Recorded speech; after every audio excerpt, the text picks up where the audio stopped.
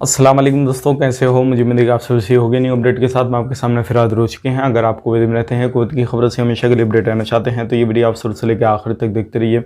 इस वीडियो के अंदर मैं आपको कुछ इंपॉर्टेंट जो है इन्फॉर्मेशन देने वाला हूँ और आप लोगों को बताने वाला हूँ। जैसे कि आप लोग जो है काफ़ी ज़्यादा परेशान होंगे कि अभी बाया हो के हम 1 अगस्त के बाद में जो है कौन सी कंट्री से जाएं, कौन सी कंट्री से नहीं। तो मैं आपको कुछ यहाँ पे सलाह देने वाला हूँ जो कि आपको किस तरीके से एंटर करना है, किस तरीके से नहीं, और कौन सा रास्ता आपके लिए बेहतर रहेगा।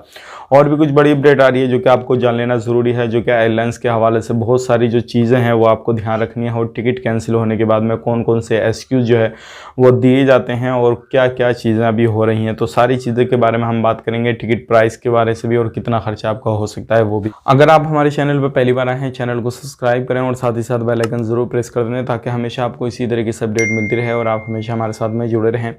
और मैं आपको बोलूँगा कि आप जो ये बैकग्राउंड दिख रहे हैं पीछे, इसको इग्नोर कीजिएगा क्योंकि अभी थोड़ा मैं दूसरी जगह पे आया हुआ हूँ। इंशाल्लाह जल्दी ही इसको जो बैकग्राउंड को है वो क्लियर कर दिया जाएगा और आपके सामने एक सही सा बैकग्राउंड लेकर आया जाएगा।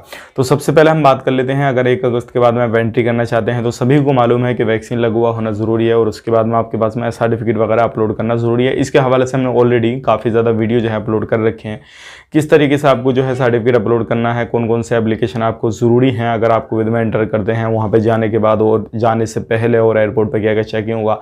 उनका लिंक भी मैं आपको डिस्क्रिप्शन में दे दूँगा। वो वीडियो नहीं देखा तो आप वीडियो देख सकते हैं और सारे एप्लीकेशन के लिंक भी जो है वो मैं आपको उन वीडियो में दे रखा है, तो वो वीडियो आप देखिए और उसके बाद में उन एप्लीकेशन को डाउनलोड कीजिए, आपको काफ़ी ज़्यादा मदद मिलेगी।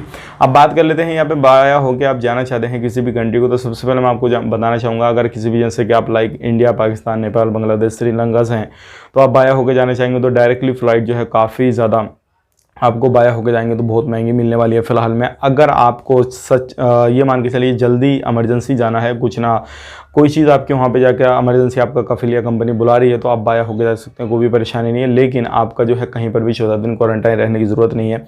अबू धाबी पकड़िए, शारजा पकड़िए, फिर कतर पकड़ लीजिए तो कतर का भी प्राइस तो है कम रहेगा। लेकिन सबसे मेन चीज़ ये है, अगर इससे भी कम आपको लेना है तो 10-15 दिन का जो है थोड़ा आप डिले कर दीजिए। 10-15 दिन जैसे ही नॉर्मल फ़्लाइट, यानी कि अभी जो बाया होकर भी जा रही है तो ये आगे तक चली जाएगी, लगभग 10-15 फ़्लाइटें निकल जाएंगी, उसके बाद में प्राइस जो है और भी लो हो जाएंगे, उसके बाद में आप जा सकते हैं, कोई भी परेशानी नहीं है। लेकिन फ़िलहाल में जाना चाहते हैं तो 2-3 कंट्रियों को आप चेक कीजिए, कौन सी कंट्री का कितना प्राइस है, कितना नहीं है, और बाया होकर आप जा सकते हैं। किसी भी कंट्री में आपको 14 दिन रहने की ज़रूरत नहीं पड़ेगी। तो इस तरीके से आप जो है ये ट्रिक आजमाएं और इस चीज़ को देखते हुए अगर 4-5 हज़ार रुपये, 10 हज़ार रुपये का फ़र्क आता है तो उस कंट्री को चुनिए जिस कंट्री में कम प्राइस है टिकट के, तो इस तरीके से आप बाया होकर जा सकते हैं। अब बात कर लेते हैं यहाँ पे, अगर बहुत सारे लोग जो है बोल रहे हैं हमसे कि हमने जो है पहला डोज ले लिया तो क्या हम कुवैत में एंट्री कर सकते हैं या नहीं कर सकते हैं, तो मैं आपको बताना चाहूँगा बिल्कुल नहीं कर सकते। जब तक आपको दोनों डोज नहीं लगेंगे कुवैत में एंट्री नहीं कर पाएंगे। यहाँ पे हम बात कर लेते हैं टिकट कैंसिलेशन के हवाले से।